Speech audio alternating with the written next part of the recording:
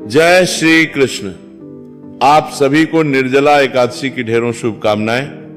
प्रिय भक्तों, आज के इस वीडियो में हम विशेष रूप से बात करेंगे कि निर्जला एकादशी का व्रत किया किस दिन जाएगा।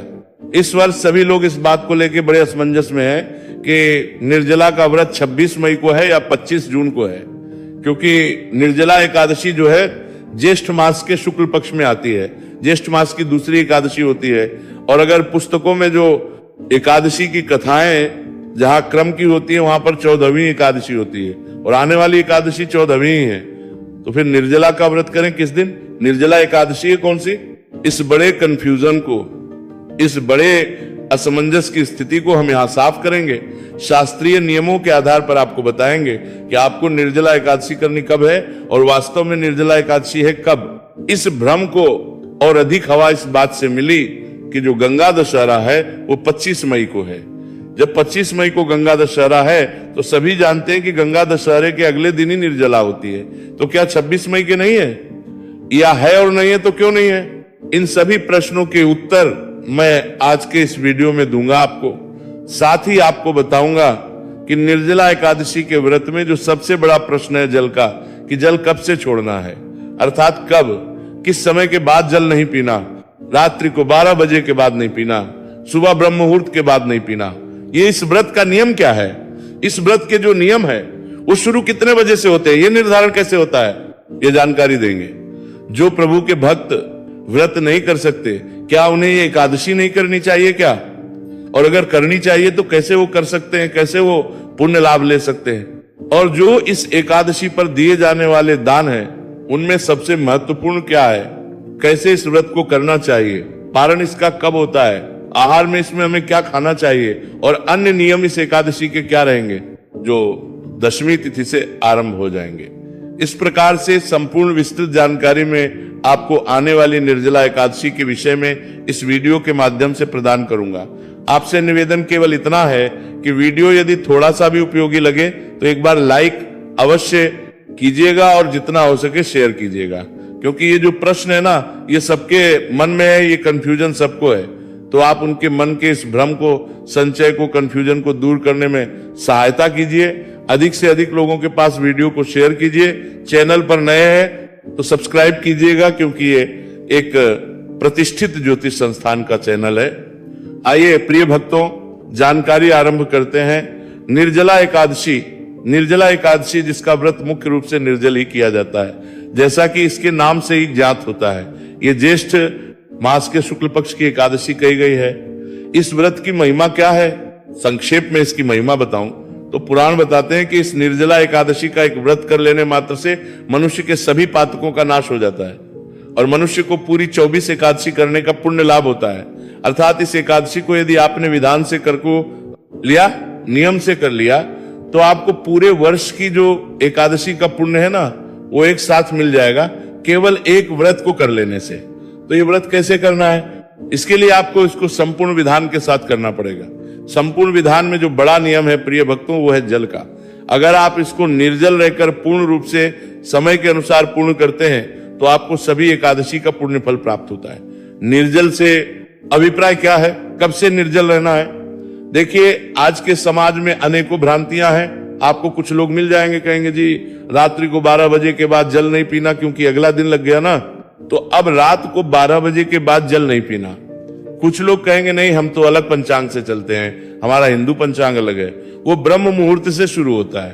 तो आप ब्रह्म मुहूर्त के बाद 4 बजे से जल ना पीजिए, 3:30 बजे से जल ना पीजिए, 5 बजे के बाद जल ना पीजिए।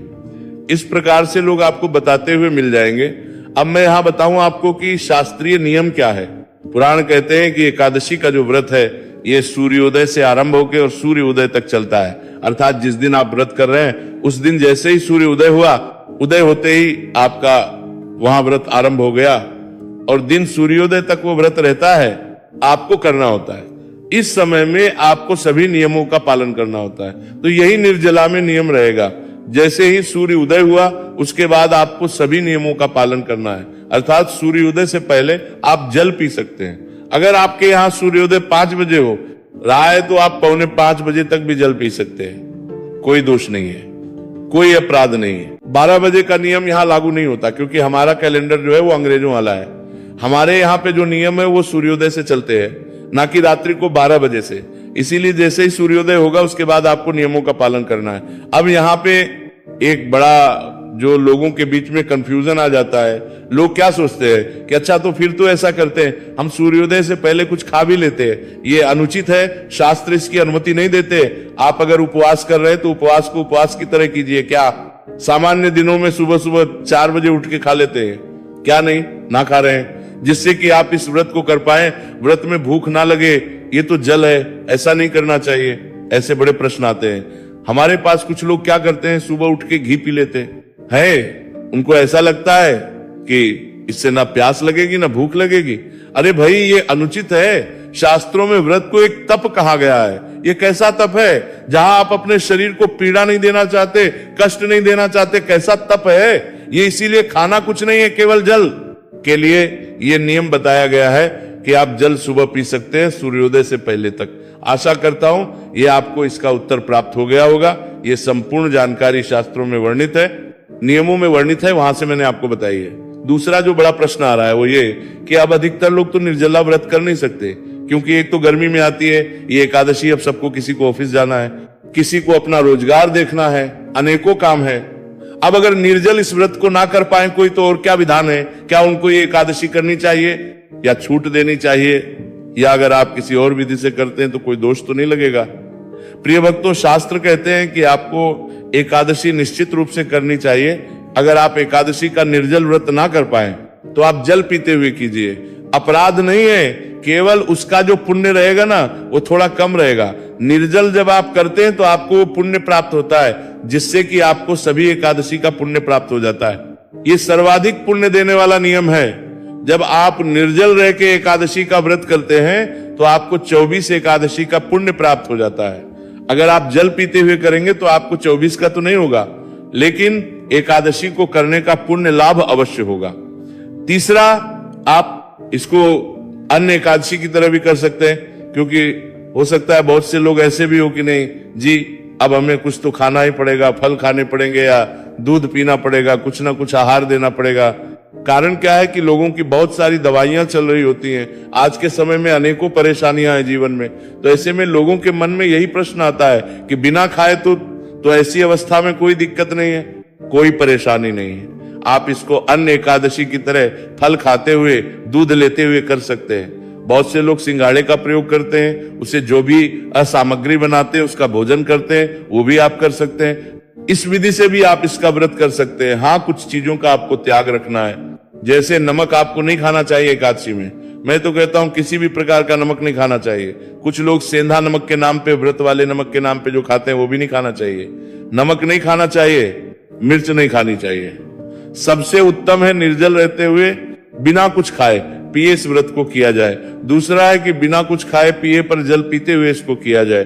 तीसरा है कि फल खाते हुए जल तो आप पी ही रहे, फल आहार करते हुए, फल या दूध का सेवन करते हुए इस व्रत को किया जाए। उसके बाद चतुर्थ श्रेणी में आता है कि आप कुट्टू, साबक, सिंघाड़े आदि से पूड़ी पकौड़े जो भी बनाते हैं वो बनाएं और वो सबका सेवन करें।